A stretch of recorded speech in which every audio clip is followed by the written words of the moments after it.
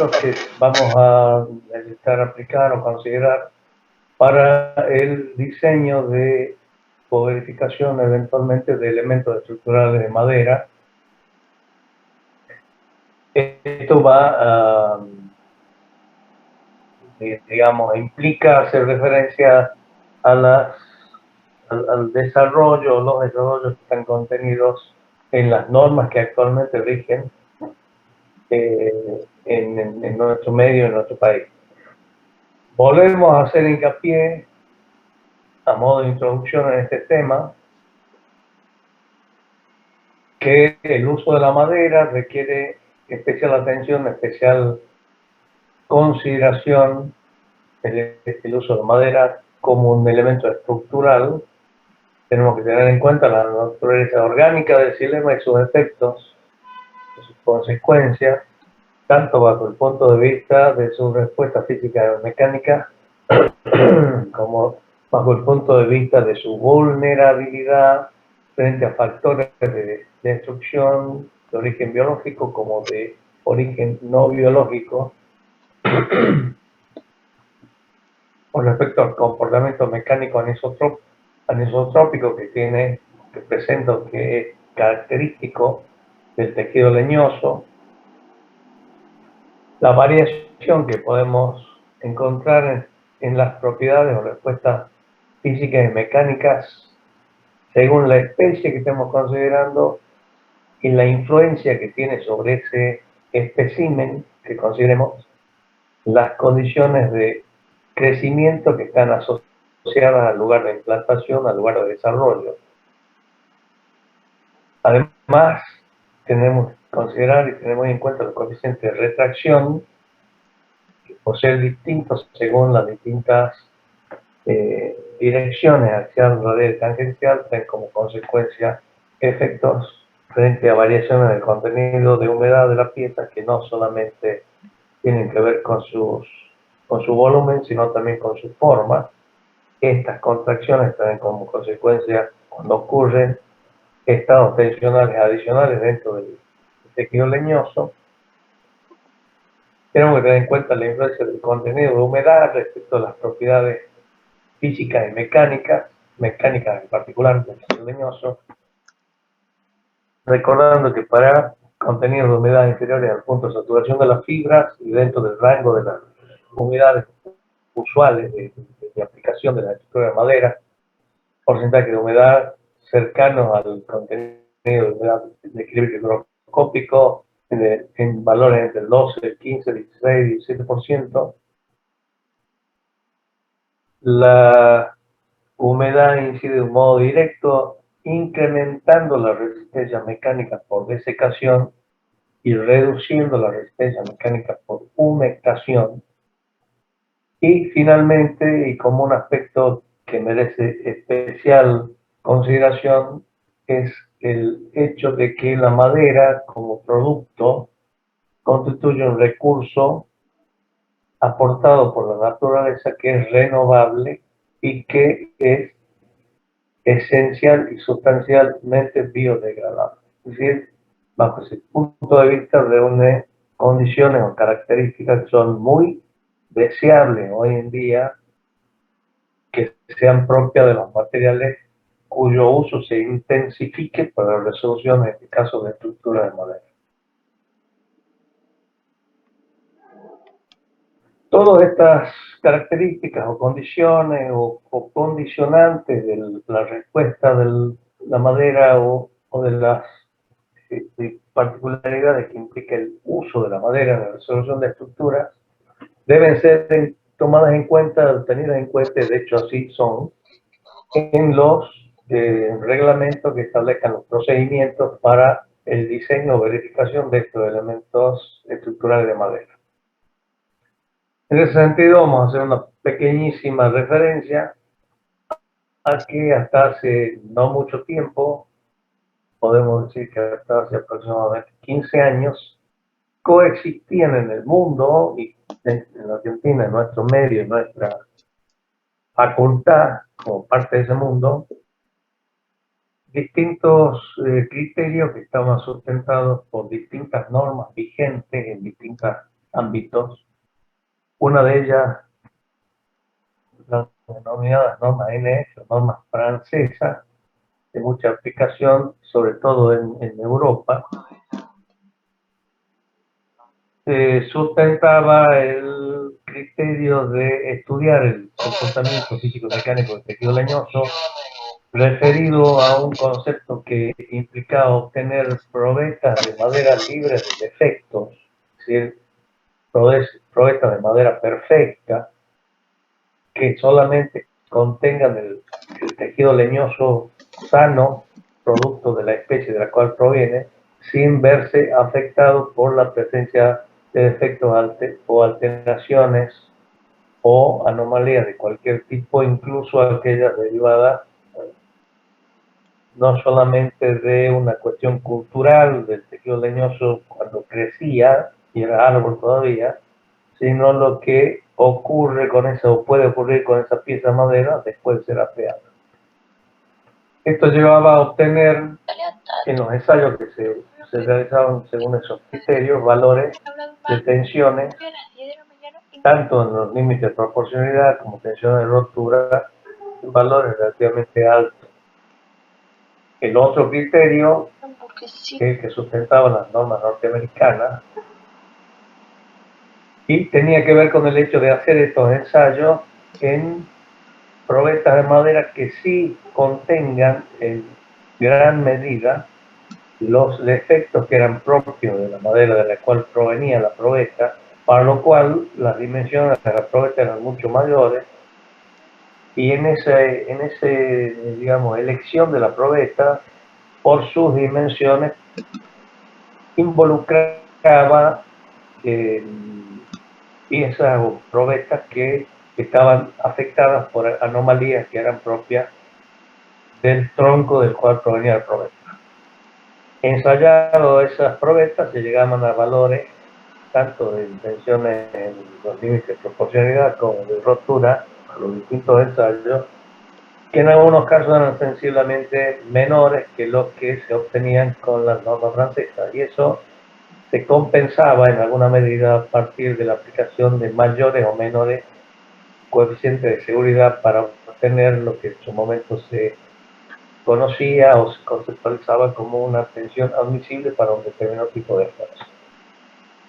Esos dos criterios, que han coexistido un tiempo largo y ha habido discusiones entre sí, acuerdos, etcétera, permitieron recién a principios de los 2000, es el año 2006 o 2005, que se emitan y se aprueben tanto en Europa como en Estados Unidos códigos específicos. En el caso de Europa, el Eurocódigo 5, que rige para la Comunidad Económica Europea, mientras que en Estados Unidos son las normas SDS, que también rige desde el 2005, y en los dos casos establecen parámetros que respetan criterios similares. Es decir, en los dos casos están desarrollando ensayos e interpretando resultados a partir de probetas que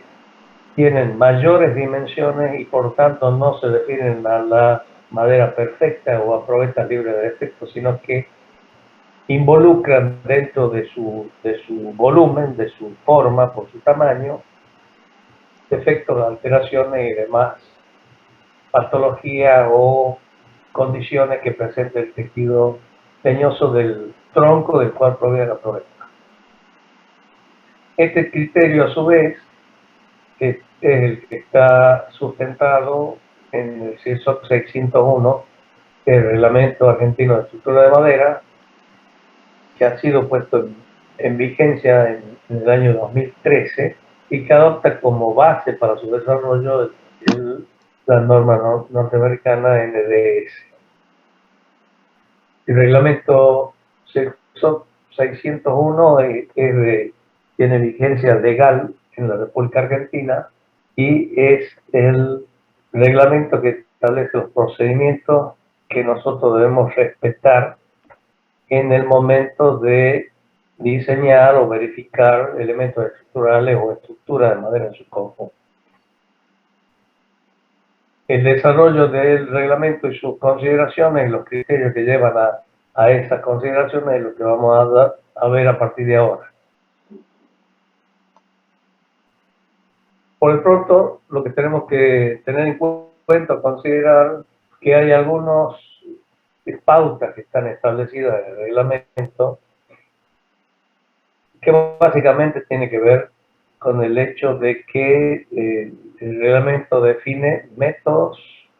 y disposiciones generales a emplear en el diseño y construcción de estructuras para edificaciones y obras civiles utilizando madera cerrada, madera laminada encolada y productos derivados de la madera. En la denominación de madera cerrada se hace referencia a las piezas de madera que se obtienen por aserrado directo de un tronco, es decir, el estado más natural en el que puede encontrarse una pieza de madera que sea utilizada con fines estructurales. Con esos elementos que son los que nosotros con mayor frecuencia hemos visto en aserradero o en establecimientos que venden piezas de madera, se pueden construir elementos estructurales de sección llena, única y llena, o eventualmente elementos estructurales de sección compuesta, o también se pueden componer sistemas estructurales en general articulados, como son las cabriadas o celosías. El término madera laminada encolada hace referencia a un producto obtenido por el hombre en un proceso industrial que consiste en la vinculación por cola de tablas de madera o piezas de madera de espesor relativamente pequeño, en el caso de nuestro país, de 25 milímetros, es decir, una pulgada, que se vinculan entre sí por cola, conformando así una sección transversal que la fábrica construye de acuerdo a una necesidad específica en un proceso y con unas características que vamos a ver un poco más adelante. La madera laminada encolada es hoy en día un producto presente en el mercado y es el producto que aporta la mayor garantía en términos de los resultados de su uso, ya que tiene un cierto grado de industrialización y tiene un proceso de seguimiento de origen, es decir, se puede tener garantía de las propiedades o condiciones en las cuales se encuentra el elemento de madera en el momento de ser utilizado. Y el término productos derivados de la madera hace referencia a algunas formas de uso de la madera que tienen un mayor grado de industrialización. En este caso concretamente se refiere a tableros contrachapados o también denominados tableros fenólicos o tableros ureicos, que se obtienen a través de la vinculación por cola también de láminas de madera, pero de pequeño espesor, del orden de los 3 milímetros de espesor, que se obtienen por debominado directo de un tronco, como algunas imágenes que hemos visto en la clase inicial. Además, el reglamento define métodos a aplicar o a emplear en el diseño y fabricación de uniones para estructura de madera, uniones de tipo simple o de tipo múltiple. Digamos, el avance en el conocimiento de la madera como material, el establecimiento de normas de diseño aceptadas internacionalmente, junto o en comunión con el avance en la interpretación del comportamiento de las uniones y el desarrollo de conceptos que pueden ser aplicados en el diseño o la verificación de uniones de madera, hace posible justamente la ampliación de la aplicación de la madera como material para la solución de estructuras que tengan un mayor compromiso estructural, abarcando, por ejemplo, estructuras de grandes luces que digamos, hoy en día son una realidad aún en nuestro país. Sí indica el reglamento que su contenido está referido al comportamiento mecánico del tejido leñoso y contempla la durabilidad de las estructuras contempladas o contenidas en el reglamento, pero no establece pautas que tengan que ver con aislamiento térmico o aislamiento acústico, entre otros. El reglamento también indica que no excluye, eso implica que no prohíbe la utilización de materiales distintos de los que están contenidos en el reglamento para resoluciones estructurales, siempre y cuando el uso de esos otros materiales tenga sustento teórico o hayan sido sometidos a ensayos de carga o tengan un sustento a través de estudios de modelo o sean propuestos por algún profesional con acreditada experiencia. Y ya vamos a ver por qué esta particular referencia. Dice el reglamento que no incluye pautas de diseño para la construcción de puentes o estructuras sometidas a la acción del fuego, así como tampoco elementos que estén sometidos a temperaturas superiores a los 65 grados centígrados durante tiempos prolongados. El reglamento por el momento no incluye esas pautas, pero en un proceso de completamiento o en un proceso de complementación de su contenido, seguramente en un plazo no demasiado largo se van a incorporar las pautas requeridas para estos usos. Dice también el reglamento que para considerar la acción sísmica respecto a la estructura de madera se deben seguir las pautas establecidas en el SICSOC 103 que correspondan y que establece como pauta que una estructura debe ser proyectada y construida de forma que con una razonable probabilidad mantenga buenas condiciones de uso de acuerdo a su destino y que en el diseño de la estructura se debe considerar su costo de producción y también su costo de mantenimiento. Otro de los aspectos a los cuales hace referencia el reglamento es el análisis de carga.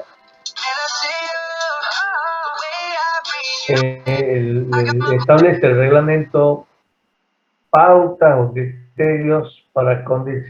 considerar las cargas que actúan sobre la estructura de madera, teniendo en cuenta justamente las particularidades que muestra el tejido leñoso frente a cargas que tengan carácter más o menos permanente o más o menos instantáneo. Esto lleva a que el SICSOC 601 establezca una clasificación, como la que estamos viendo en esta imagen, en función del tipo de carga en función de la duración de esa carga. Y es así que denomina carga permanente, por ejemplo, al peso propio o algún otro tipo de carga que permanezca aplicada en todo momento sobre la estructura. Establece un tipo de carga a la cual le llama de duración normal, cuando la sumatoria de los tiempos de aplicación de la carga dentro de la vida útil de la estructura tenga un periodo o alcance un periodo de aproximadamente 10 años. Ese tipo de carga le llama sobrecarga de uso, y a otras condiciones de carga que pueden tener digamos, permanencias mucho menores, como el caso de la nieve, el caso para el cual toma eventualmente una permanencia de 2 meses como máximo, cargas constructivas, es decir, estados tensionales de todo mientras se está construyendo la estructura, para lo cual toma una duración de 7 días como máximo. Por otro lado, la acción del viento o de sismo de ocurrencia frecuente, con una duración de 10 minutos, y finalmente cargas de tipo instantánea o carga accidental, a la que asimila a la ocurrencia de un sismo de ocurrencia o digamos, sí, de ocurrencia excepcional. A su vez, el CIRSOT 601 hace referencia a los criterios que establecen los estados de carga a considerar actuando sobre una estructura siguiendo las prescripciones del CIRSOT 301, que son las que están indicadas acá. Se considera 3 estados de carga, estado 1, 2 y 3, y como sabemos, la idea de esto es que una vez valorizadas los distintos estados de carga y obtenidas las magnitudes de esos 3 estados, el diseño o verificación de la estructura de que se trate o del elemento estructural de que se trate se realice con la situación más desfavorable. Tanto en el estado 1 lo que considera es la presencia de las acciones permanentes, ya no las llama como cargas, sino como acciones permanentes debidas al peso propio o de la estructura, o acciones permanentes debidas a otras cargas que no sean el peso propio, pero que tengan presencia continuada. A esa carga le suma en el estado 1 la sumatoria de las acciones variables, que vamos a describir enseguida, o le suma la acción del viento, W, o le suma las acciones debidas a deformaciones en la pieza de madera como consecuencia de cambios del contenido de humedad y deformaciones asociadas a contracciones o expansiones que están vinculadas al cambio del contenido de humedad. Haciendo la composición de esa situación, la carga más desfavorable va a definir el estado 1. En el caso del estado 2, considera también la presencia de las acciones permanentes, más 0,7 multiplicado por la sumatoria de las acciones variables más el viento, o la sumatoria del viento más las acciones debidas a deformaciones no permanentes como consecuencia del cambio de contenido de humedad, o la sumatoria de las acciones variables más las acciones debidas a modificaciones no permanentes de la forma. Y lo mismo, en este caso también se va a obtener la condición más desfavorable con el estado 2, y en el caso del estado 3 va a obtenerse la magnitud del estado de carga del estado 3 a través de la suma de las cargas permanentes, más el 0,6 de la sumatoria de las acciones variables o acciones permanentes, en el caso anterior, acciones variables, más el 60% de la acción del viento y más el 60% de las acciones que están relacionadas con los cambios dimensionales no permanentes de las piezas de madera. Las acciones variables, a su vez, están discriminadas en acciones variables debido a la ocupación, uso y montaje de pisos, por un lado, representado por L sub R, lo mismo que lo anterior, pero referidas a techos. S son acciones variables debido a la presencia de nieve o hielo. E de acción variable debido al agua de lluvia o el hielo sin considerar efecto de acumulación. H tiene que ver con acción variable debida en el eventual enfoque del suelo sobre la estructura. W son las acciones variables debidas al viento y T, acciones variables debido a deformaciones impuestas por cambios de contenido de humedad sin carácter permanente. Una vez dicho esto, también vamos a hacer referencia a algunas disposiciones y expresiones que contiene el reglamento para el diseño de estructuras de madera. Nos quedan 9 minutos en esta reunión. Vamos a ver hasta dónde llegamos y bueno, continuaremos el miércoles que viene si Dios quiere. El CIRSOC 601 incorpora pautas reglamentarias como el hecho de el criterio de la sección neta. En este caso, básicamente la sección neta de una pieza de madera es la sección bruta, es decir, la sección de la madera sana, digámoslo así, a la que se descuenta la proyección del material removido. Esto significa que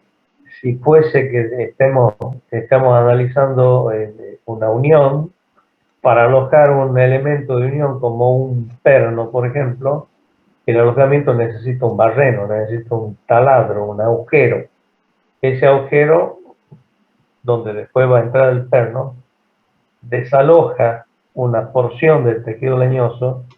y esa porción del tejido leñoso representa el material removido, es decir, la sección neta en ese caso sería el área bruta, la sección transversal sana de la pieza de madera menos la proyección del material removido como consecuencia de la introducción del perno. Establece además que el espesor nominal mínimo de los elementos estructurales de madera debe ser de 25 milímetros, que es igual a 1 pulgada. A su vez que la sección transversal mínima debe ser de 25 por 75 milímetros, con independencia de que el eventual estado tensional que someta a esa pieza indique que pueda tener menores dimensiones. Como mínimo tiene que tener 25 por 75 en la sección transversal. En el caso de tablones estructurales, el espesor mínimo debe ser de 19 milímetros. Establece que se debe considerar en la verificación del estado tensional o en el diseño de una pieza de madera las secciones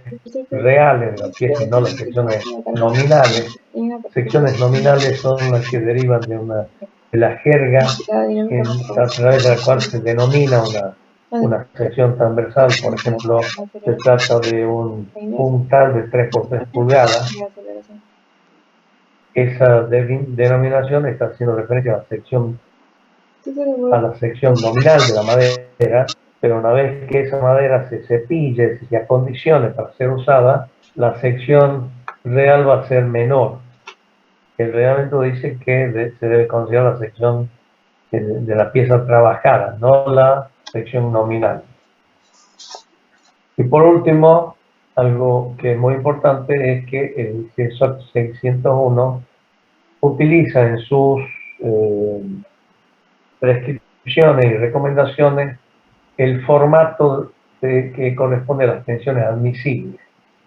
Pero no las llama tensiones admisibles, sino las llama valores de diseño. No es exactamente,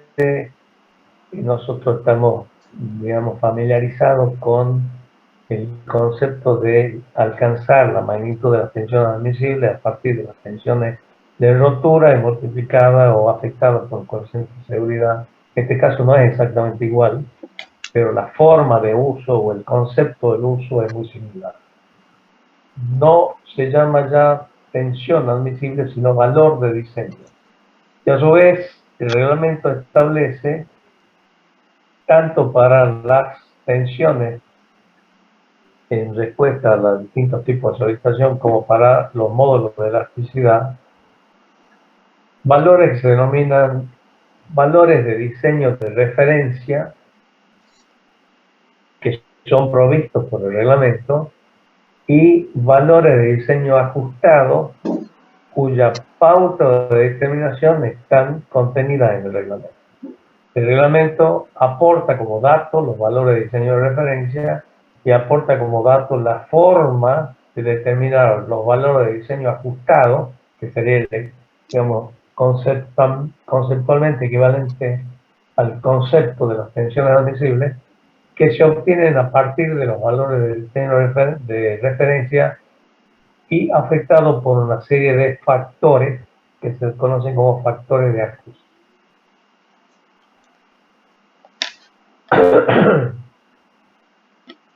El reglamento 601 en su actual configuración, y digo así porque el reglamento está en pleno desarrollo, está en pleno transitando una etapa digamos, de complementación, de completamiento. No abarca hoy en día a todas las especies que nosotros podamos encontrar en el mercado para un uso determinado, sino que está desarrollado para una, digamos, configuraciones muy particulares, que son las que vamos a ver un poquito más adelante. Sin embargo, tanto para madera cerrada como para madera laminada encolada, el CIRSOC 601 aporta información específicamente determinada o aplicada a una determinada especie de madera y a una determinada procedencia de esa especie de madera. En definitiva, establece pautas que son aplicables mientras se respete la combinación de especie y procedencia que están previstas o contenidas en el CIRSOC. Para hacer estos gráficos, lo que el CIRSOC especifica se refiere, por ejemplo, a un pino Elioti que ha crecido en la provincia de Misiones, Corrientes, y esas pautas no son directamente extrapolables a un otro pino Elioti que haya crecido en Tucumán. Sí puede,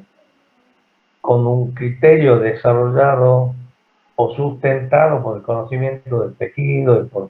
digamos, por los elementos de juicio que estamos aportando en estas clases, sí se puede seguir un criterio que esté, digamos, inspirado en el reglamento, pero que no implica una transcripción directa de lo que el reglamento establece para esa especie de madera, pero que ha crecido en otro lado. El reglamento establece pautas para 4 especies únicamente, entre los 1500 especies que hay en la Argentina hoy en día, de las cuales, no sé, por lo menos 500 podrían ser utilizadas en uso estructural.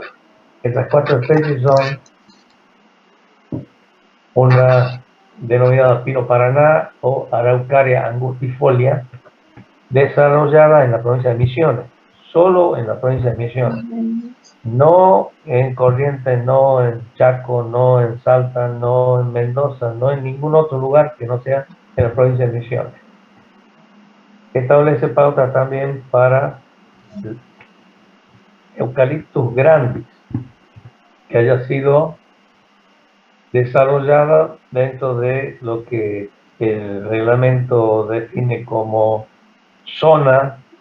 particular que corresponde a la provincia de Misiones, a la provincia de Corrientes, a la provincia de Entre Ríos. Solamente ahí, no repito, en Buenos Aires, en Salta, en La Pampa, no, solo de ahí. Y para el pino Elioti o pino Taeda, desarrollado en Misiones o Corrientes. Bueno, ya se termina esto. Vamos a hacer una cita para el día miércoles próximo a las 18 horas. Así que Nos vemos en ese momento si Dios quiere. Chao, chao. Cuando quiera.